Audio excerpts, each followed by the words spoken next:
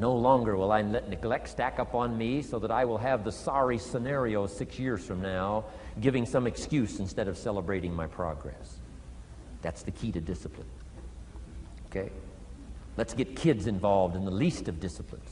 One more, and then one more, and then another one, and then another one, and then some more. And the first thing you know, you're starting to weave the tapestry of a disciplined life into which you can pour more wisdom and more attitude and more strong feeling, more faith and more courage. Now you've got something, a vessel in which to put it. And now the equities start to flow.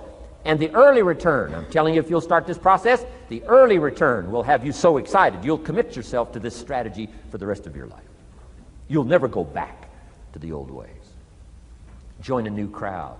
Join a new group. The disciplines to do it. Take action.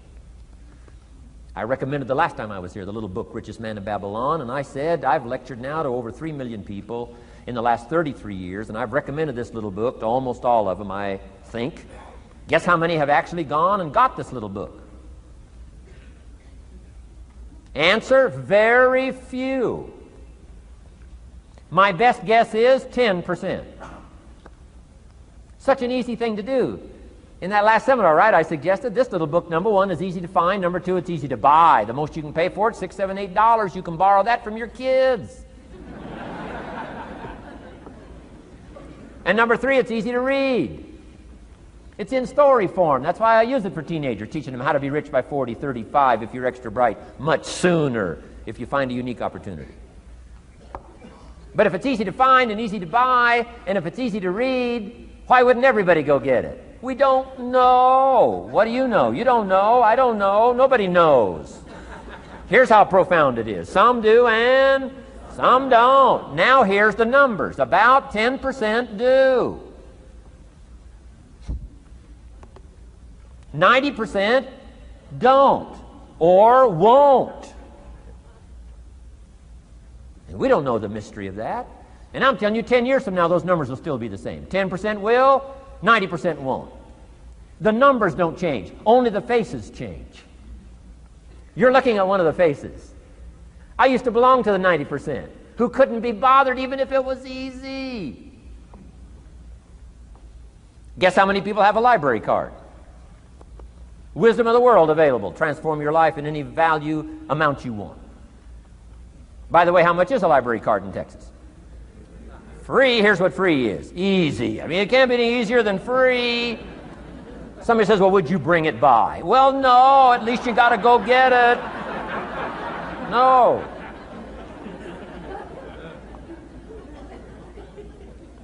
Wisdom of the world available. Transform your life spiritually, socially, personally, economically, and every other way. Teach you how to be rich and powerful and sophisticated and healthy and influential. How many people have a library card? Answer, 3%. 95, 97% couldn't be bothered. Guy specializes in happy hour, but he doesn't have a card. And now readily and quickly blames the government and blames his company and blames policy and blames the pay scale. When if he only knew, if he joined the 3%, here's my advice to you today. Walk away from the 97%. Don't talk like they talk. Don't act like they act. Don't go where they go. Don't specialize in what they specialize in. Throw away the blame list they cling to. Start you a new life. You say, well, is it as simple as getting a library card and join the 3%? And the answer is, of course. Of course. That's how easy this stuff is. This is so easy. It's so simple. It's not complex. You don't need a 2,000-year-old guru. You don't need multi-track affirmations. I'm telling you, don't. Affirmation without discipline is the beginning of delusion.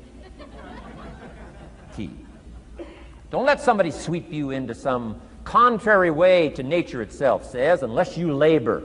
The miracle of the seed and the soil and the seasons and God and all the other stuff that's available, sunshine and rain, that's not available to you by affirmation. It is only available to you by labor. So labor well. Okay. Learn well. Discipline yourself well. And you can have all the treasures you want. This stuff's easy and simple. It's not ocean waves and seagulls. You don't have to move to Sedona where all the force fields come together in Arizona.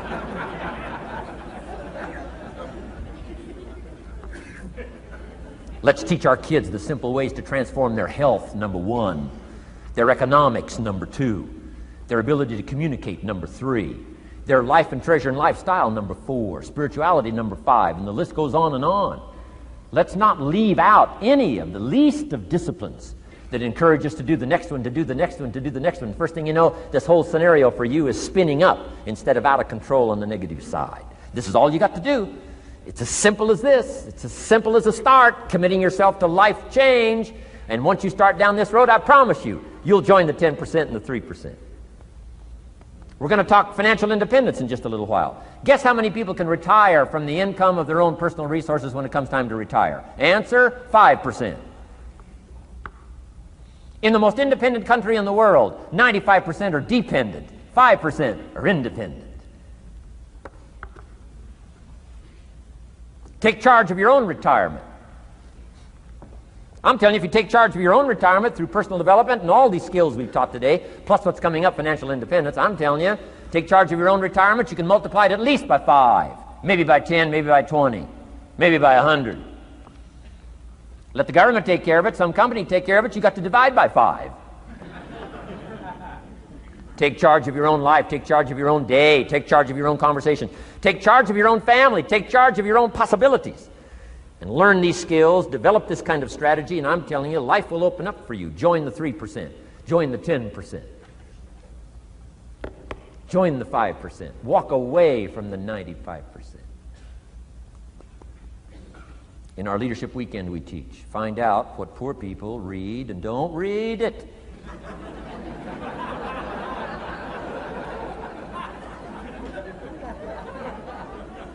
I'm telling you, don't talk like they talk. Lend a helping hand, but don't fall into their poor philosophical scenario. Don't blame what they blame. Don't use the excuses they use. It's called the language of the poor. Switch gears, switch language, switch ideas, switch strategy. Start with the simplest of disciplines. And don't bemean any of these disciplines. The smallest of disciplines starts the process of life change. And if you'll invest in this thing called discipline, you can have whatever you wish. It's called the beginning of a miracle. Now here's the last clue on discipline. Do the best you can. We covered earlier, but here's a good scenario for the do the best you can. I've got a good question for you. Is the best you can do all you can do? And the answer is no. Strangely enough. If we all fell on the floor right now and did as many push-ups as we possibly could, and let's say for some reason you haven't been into push-ups lately, I can't imagine why, but let's say the best you can do is 5. And you look up at the rest of us and say, hey, 5 is the best I can do. We can tell by the look on your face that's probably true. 5 is the best you can do. Now, is 5 all you can do? The answer is no. If you rest a little, you can do 5 more. Wow. And if you rest a little, you can do 5 more. And if you rest a little, you can do 15 more. How did we get from 5 to 15? It's a miracle.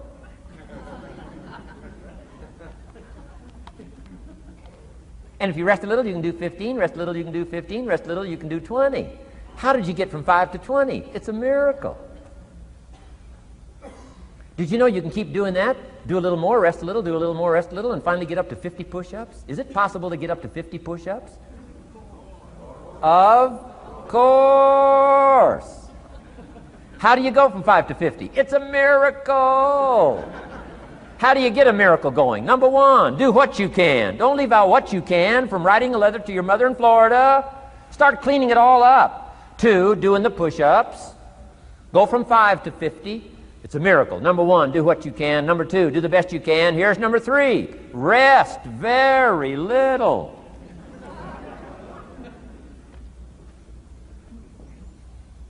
Don't rest too long. Why? The weeds take the garden.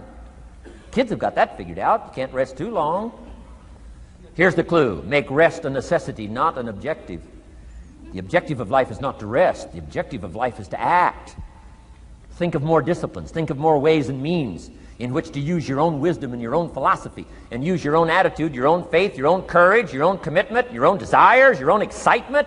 Invest it, invest it, invest it, invest it in discipline so that it's not wasted. The smallest of discipline. thereby transform your life. Join the 5%, join the 10%, join the 3%. Guess when I went and got this little book, Richest Man in Babylon? The same day I heard about it. I went and got it. Somebody says, well, Mr. Rohn, does that make you different than most other people? And the answer is yes.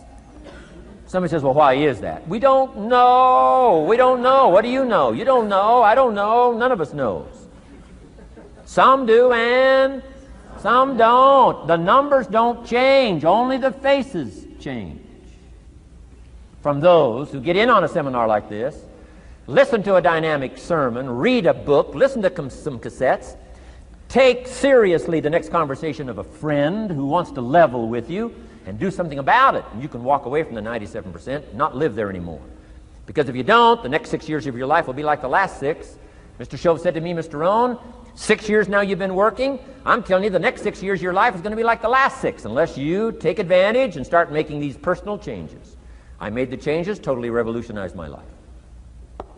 So take a look at the next 5 years of your life. It's going to be like the last 5, unless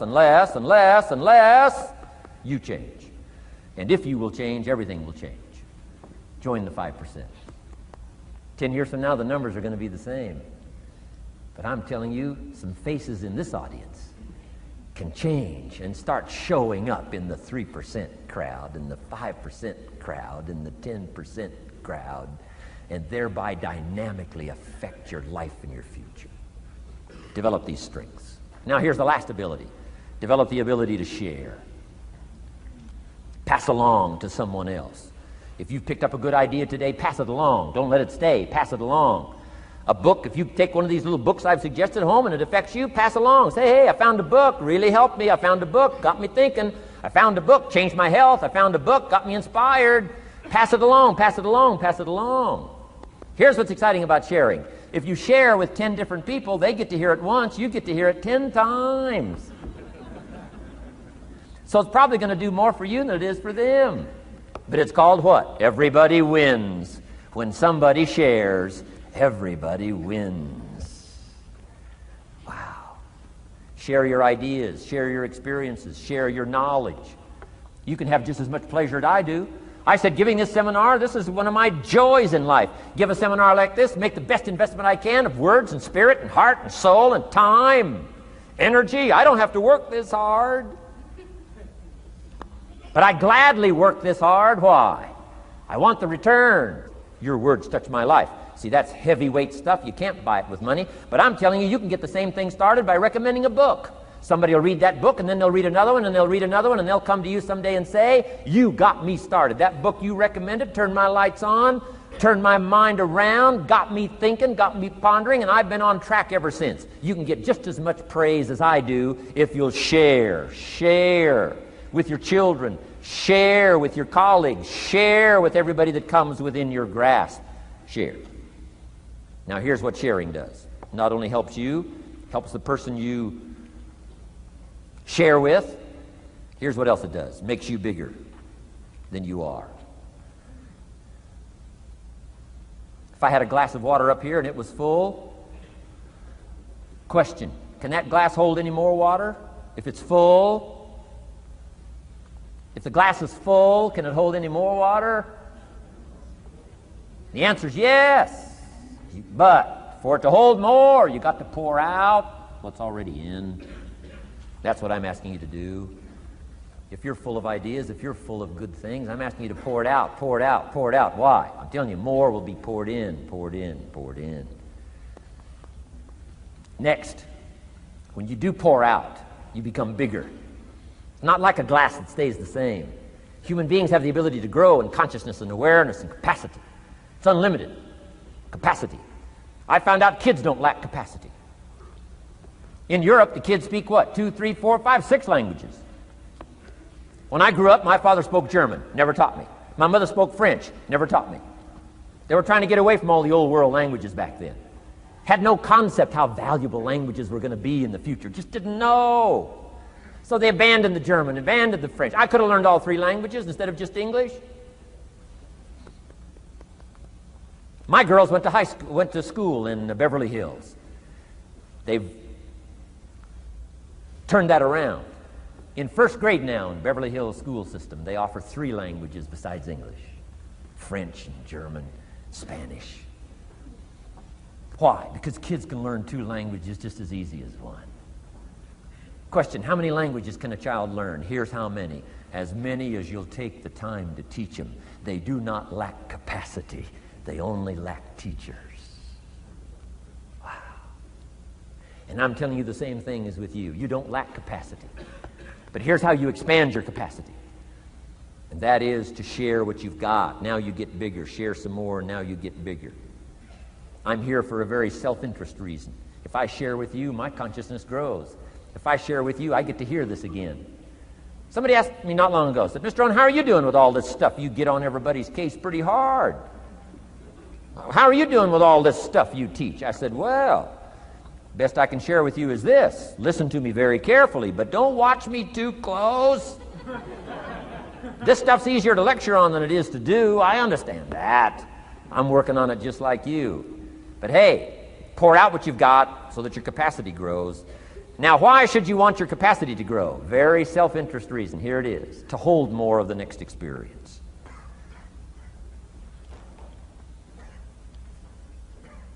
You mean to tell me that sitting in this audience, some people will get more out of it than others? And the answer is yes. If you haven't been into expanding your own capacity lately, you might not get much from this seminar.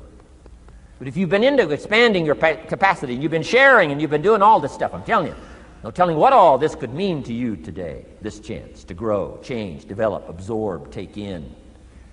I'm asking you to expand and grow so you can hold more of the next experience. Some people can't be very happy. You could pour happiness out on the whole world. Some people can't be very happy. Why? They're not big enough. If you're small, you don't get much. Small in comprehension, small in the ability to think and wonder, small in appreciation, no matter how much is poured out. Prosperity can be poured out on the whole country. Some people don't get much. Why? They're too small in their thinking, too small in their ability to share, have not expanded to their full capacity. Don't be like that. Now, some people aren't going to get much because they've got their cup turned upside down. You couldn't put anything in. Learn to share. It's a glorious, glorious experience. Okay, enough on personal development. Let's cover now setting goals. Let me show you something that turned me every way but loose. I've never been the same since I found out about it.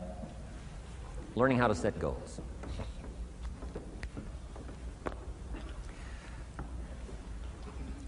Not long after I met Mr. Schoaf, we're having breakfast one morning.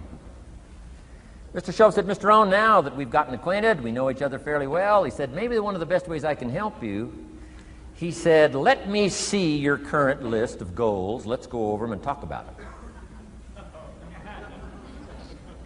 And I said, what? I don't have a list. He said, well, Mr. Rohn, if you don't have a list of your goals, he said, I can guess your bank balance within a few $100s. Which he did. And that got my attention. I said, you mean my bank balance would change if I had a list of goals? He said, drastically. So that day I became a student of setting goals. And I've used it to dynamically affect my life. I've taught it to some of my business colleagues. We use it to do business around the world. Setting goals. It can turn out to be a drama for your life. Here's what goals are. Your vision of the future. Your vision of the future. Now, there's 2 ways to face the future. 1, with apprehension. Number 2, with anticipation. Guess how most people face the future? With apprehension. Why? Major reason why. They don't have it well designed. They've left the design of their future to somebody else. And if you don't make plans of your own, guess what? You'll probably fall into someone else's plans. Guess what someone else may have planned for you? Not much. You got to make a list of this not much stuff. I'm telling you, people all their lives count on this not much list.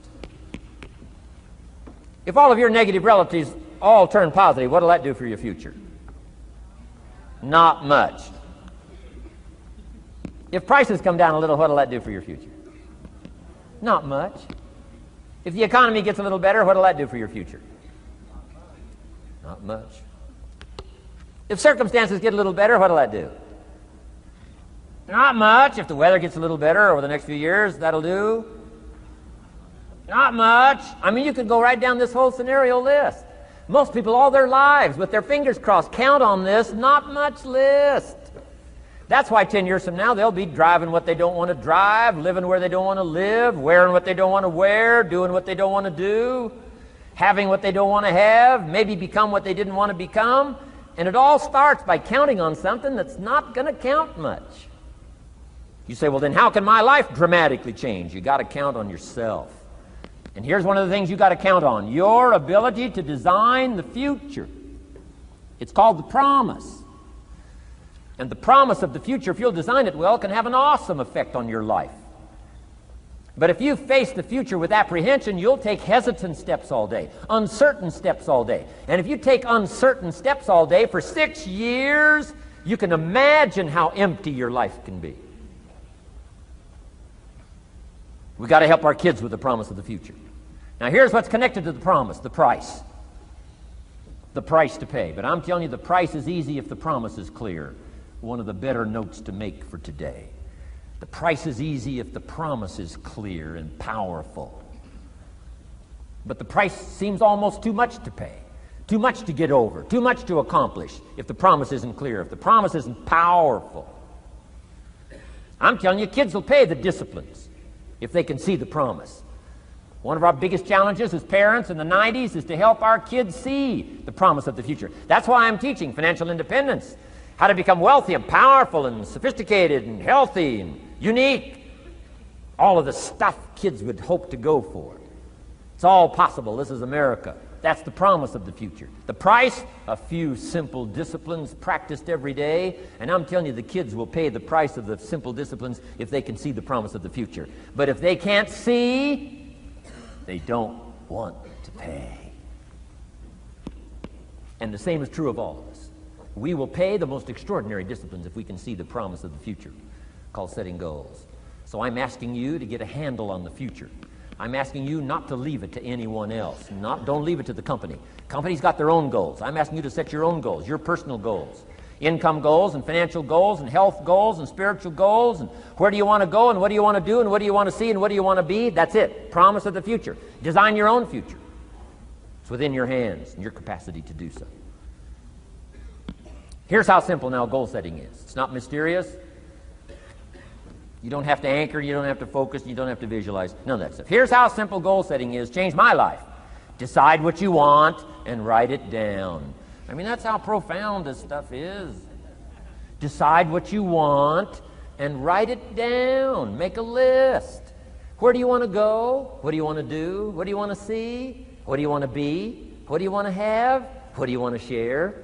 What projects would you like to support? What would you like to be known for? What skills would you like to learn?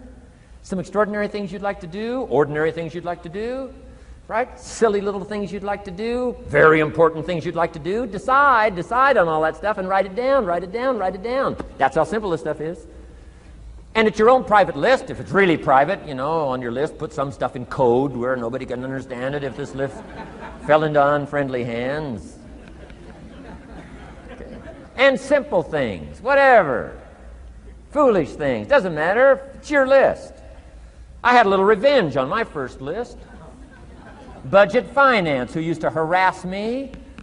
I got 2 or 3 payments behind. This one guy called incessantly. Said, we're going to come get your car, drag it rear end up down the street in front of your neighbors. Put me down something fierce. When I met Shof, got my life straightened out, one of the first things on one of my lists was budget finance. And when I finally got the money, I needed a little drama in my life. Finally got the money to pay him off. I put it in small bills in a big briefcase. Walked into the budget finance office on Wilshire Boulevard in Los Angeles. The guy who harassed me so often, his desk was about 3 back. I opened the door, walked in, right up to his desk, stood right in front of him, never said a word. He said, "Well, what are you doing here?" Didn't say a word. I opened up this briefcase, dumped this pile of money all over his desk. I said, "Count it. It's all there. I'll never be back." Turned around, walked out, slammed the door. Now that might not be noble, but you got to try it at least one time. Pay off with a little drama.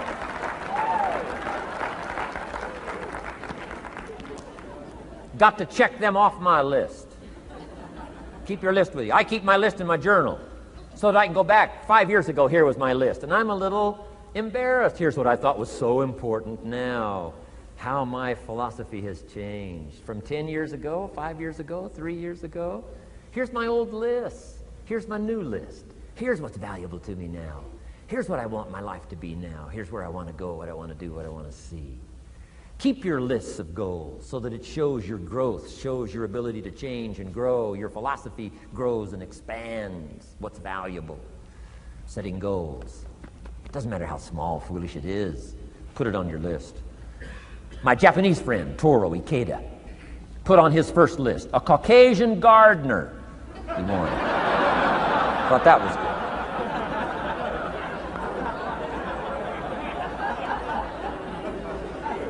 I like that.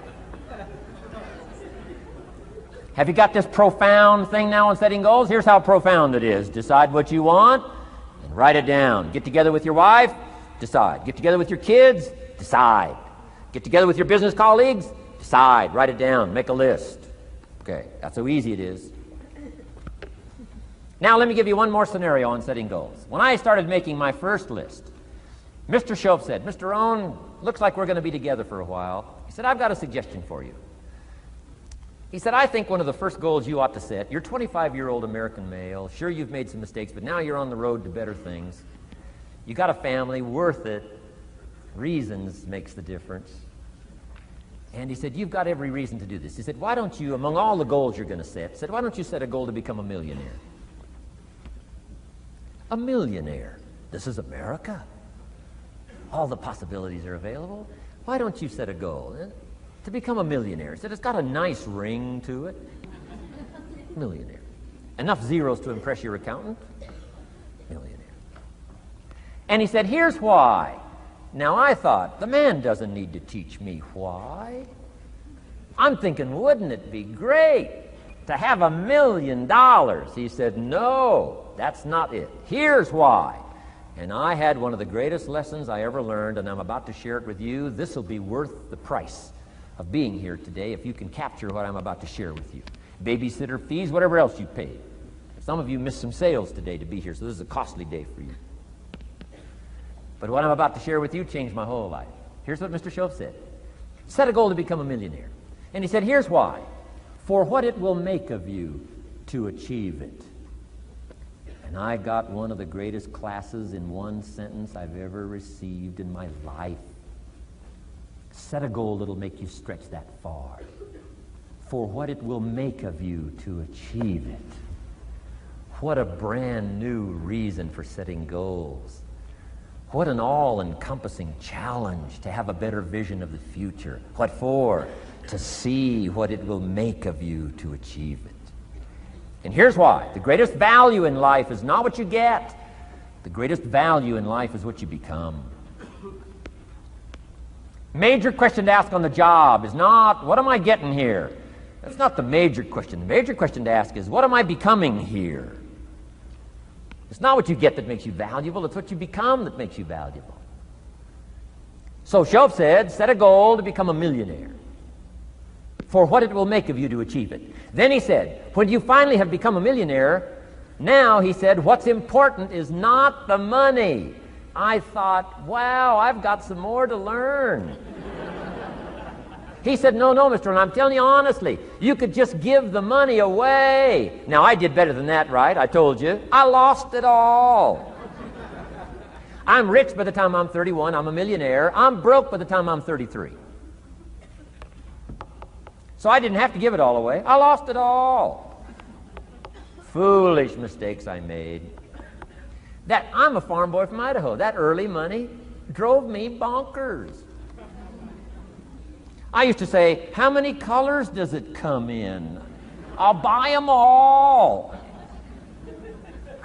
I went crazy over that first money. I just went crazy. And then I made that one foolish mistake, right? Continuing guarantee. I mean, I'm so naive off the farm. I don't know what continuing means.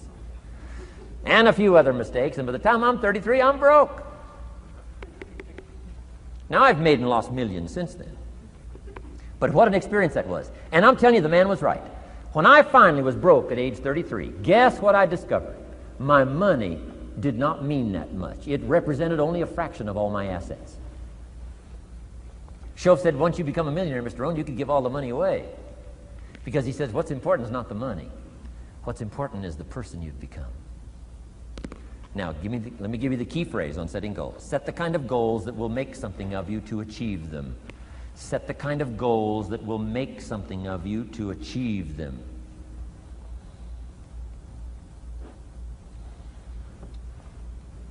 Always keep that in mind. What will this make of me? If I set this goal and go for it, not only will I achieve it, but what will it make of me in the process? What a whole new concept on setting goals. Now, there's two parts to this, and then we're wrapping up goals. Here's the first part now on this goal setting for what you become. Number one, don't set your goals too low.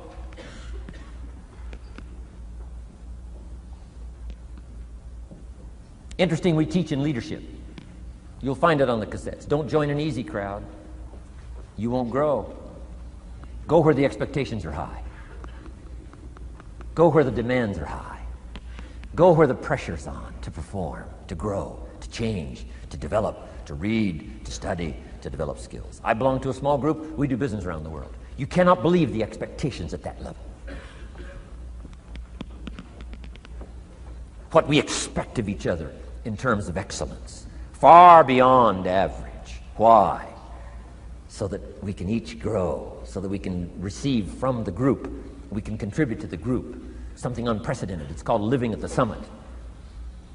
Go where the demands are high. Go where the expectations are strong, so that it'll provoke you, push you, urgently insist that you not remain the same for the next couple of years, the next 5 years, that you'll grow and change. So don't set your goals too low. The guy says, well, I don't need much. Well, then you don't need to become much.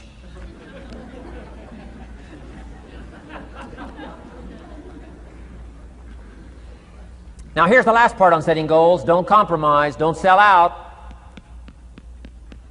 There were some things I went for back in those early years that I paid too big a price for. If I'd have known how much it was going to cost me, I never would have paid, but I didn't know. So don't sell out. Ancient phrase says, count the cost, count the cost, count the cost. An ancient story says, Judas got the money. You say, well, that's a success story. No. It's true, 30 pieces of silver in those days was a sizable fortune. You say, well, if a guy's got a fortune, right, that's a success story. No, you don't understand. His name was Judas. Doesn't that ring a bell? Judas. You say, oh, yes, Judas, the traitor. That's right, the traitor got the money. Doesn't that change the story? And the answer is, of course, it changes the story. Interestingly enough, after Judas gets the money from becoming a traitor, he's got the money in his hot little hand, and now he's unhappy. Somebody says, well, if you had a fortune, how could you be unhappy? Well, he wasn't unhappy with the money. He was unhappy with himself. Key phrase, the greatest source of unhappiness is self-unhappiness. The greatest source of unhappiness doesn't come from outside. The greatest source of unhappiness comes from inside. And here's where the erosion starts, doing a little less than you could. That's where the beginning little infection of unhappiness starts, doing a little less than you can, not feeling that good about yourself. So don't let that happen. Judas is unhappy. He says, what'll I do? He says, oh, I'll just take the money back. Walked in where he got the money and said, here, take this money, I'm unhappy. They said, heck with you, Judas. We got what we wanted, you got what you wanted, out. They threw him out with his money. Judas says, well, what'll I do now? He says, oh, clever. Should have thought of this first. I'll just throw the money away. And he proceeded to throw his fortune away. Why would he throw his fortune away? He was so unhappy with himself. And that's not even the end of the scenario. After he threw his fortune away, he couldn't change what he became, a traitor. And now, in total abject frustration, he goes out and hangs his worthless self. Which all traitors should do, save the state the money.